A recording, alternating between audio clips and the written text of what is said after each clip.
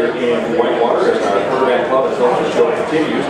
School number 6.5, Coach Bullis has rejoined us here on stage. And Kevin, we'll talk about La Crosse in just a moment or so. A couple of things I wanted to mention real quick was the Wally and Raj Warhawk raffle coming up a week from Saturday. Always a big event, and of course we had a couple of big trips this year, especially to Mississippi, which was a very long trip.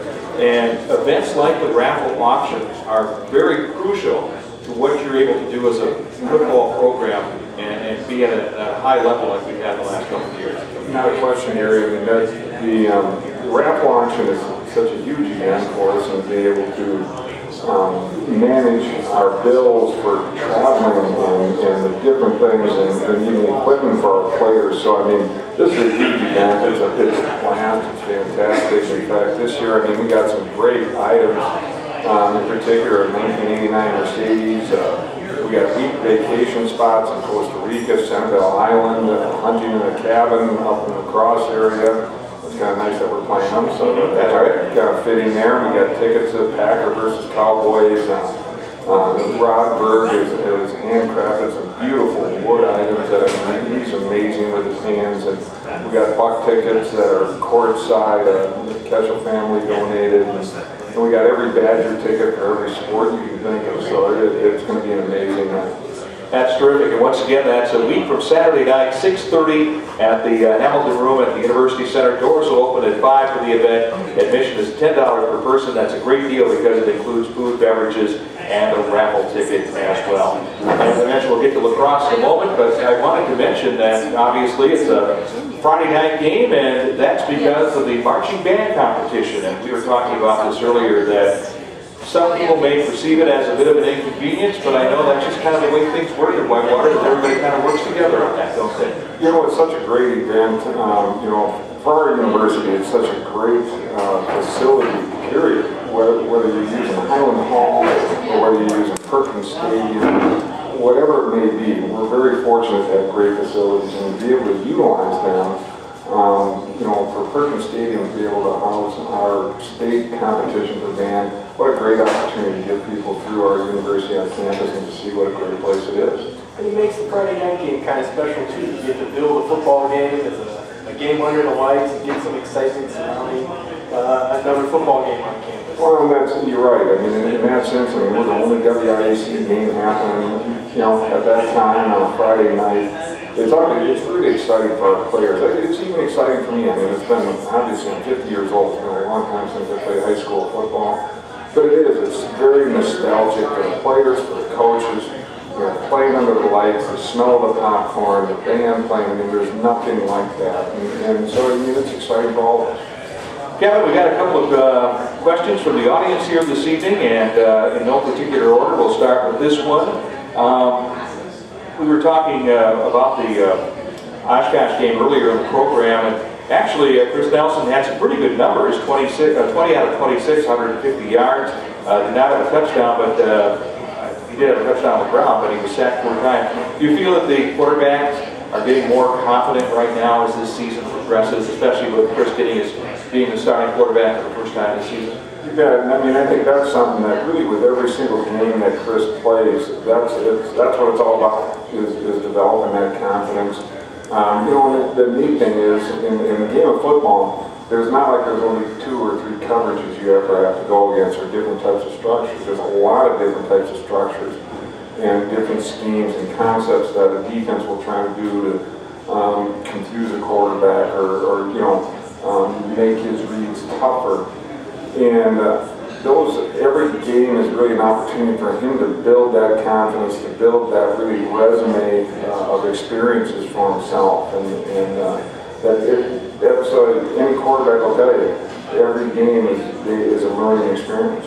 I think Chris has made some pretty good decisions out there, especially the last couple of weeks where we've seen, really the last 3 weeks where we've seen some very good defenses. I think he's done some nice things out there. And there's no doubt. I mean, our last 3 weeks, I mean, we played some fantastic defenses, and so I mean, and that's something that he's definitely developing, and that's part of the developing QB, and getting that confidence and being able to put some drives together and getting comfortable with those things. That's very important. Final question here. We won't get into any specifics, but obviously we've had a few injuries on both sides of the line How have the injuries been impacting getting ready for these games for your football team right now? No, you know, that's something always, you know, it's kind of like, you know, I said this to the players. I said, fellas, you know, welcome to the WIEC. It's a very physical conference. It's a very physical time of year in the sense that you are going to have some injuries, unfortunately. That's the reality.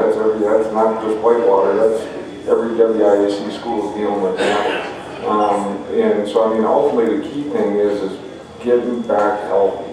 And so we're fortunate right now. We have two great trainers that work with our kids, and the kids do a great job. I mean, a lot of times people think, you know, us coaches aren't very hard on them about the training. I mean, we get a checkup, we get a list to find out who didn't show up for their treatments, and we take it that seriously that the players get themselves healthy, and ultimately that's the key thing. Feeling good. We're getting a couple guys back that have been banged up this week, and next week we'll hope to get a couple more as well, and that's kind of the way it works. Well, less than 24 hours from now we have a football game, and Josh, I think I'll let you lead off with questions about La Crosse. Sure. Well, we talked about Chris Nelson's development in quarterback, but how about when you look at UW-La Crosse, they have a sophomore quarterback in John Tackett, led them to a win last week, but I suppose it starts there when you talk about defending UW-La Crosse. You bet. I mean, that's the thing with Crosse. I mean, they've had a couple kids playing quarterback for them, and John's the young man that's been leading them, obviously, as of late. He's more of a pocket passer. They've had some guys back there that are a little more kind of run-orientated guys where they can do some of the read option game and do those types of things. He's a little more of what I would call a traditional La Crosse quarterback. I mean, that's really where they, over the years, made their kind of signature quarterback is a guy that's going to sit in the pocket. John's that type of guy that he's going to sit back there and try to take away at your coverages and things. And obviously, what are we going to try to do to him is try to make those things, you know, so he's not seeing the coverages right, and hopefully we can make him hang on the ball long enough where we got a chance for our D-line to catch up with him. What do you see defensively from La Crosse as you get ready for him? You know, La Crosse, it's really interesting.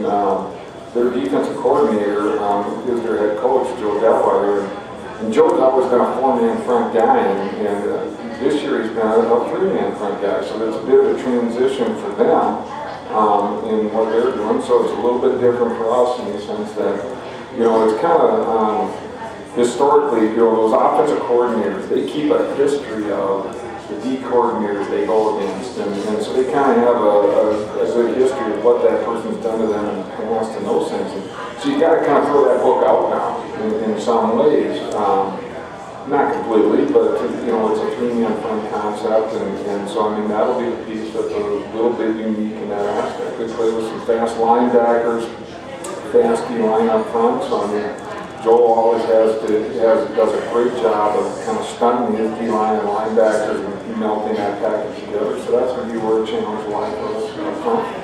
I end up asking a lot about momentum from week to week. It seems like La Crosse had a tough loss 2 weeks ago, picked up a big win last week. Is that momentum that they get from a win, you know, sometimes play into the following week?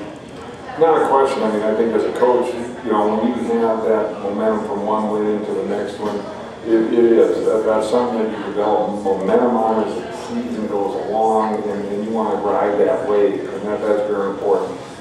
Whether they win or lose that game last week, I'll be quite candid, they're still going to come in here, you know, loaded for bear. I mean, in all reality, I mean, that's one of the things that we've always known here. And it's not something new, it's something that's really been a part of us here for some years. We know we're going to get our opponents tested. And that's something actually I was thinking about today. I was looking at a little bit of film before I came here today. And that's always the thing that's really impressed me. And we really emphasize that to our players. You're going to get their best shot. And there's no doubt La Crosse is going to bring their best shot. And so it should be a fun evening. It should be, and it's cost, maybe lost a little bit of luster over the last couple of years because La Crosse has been rebuilding.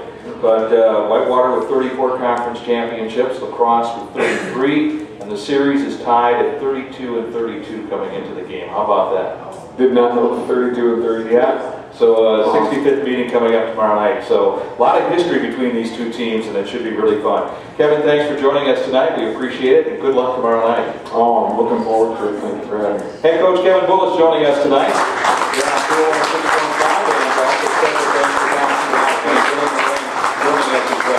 Few reminders for you. First of all, tomorrow night a broadcast at 6:40 here on Cool 106.5, kickoff at 7:05. And then don't forget, next Thursday night we will be at Sax's for the Quarterback Club Social Hour at 6 and the program at 7. We'll talk to you tomorrow night from Perkins Stadium. This has been the Border Rock Quarterback Club and Coaches Show on Cool 106.5.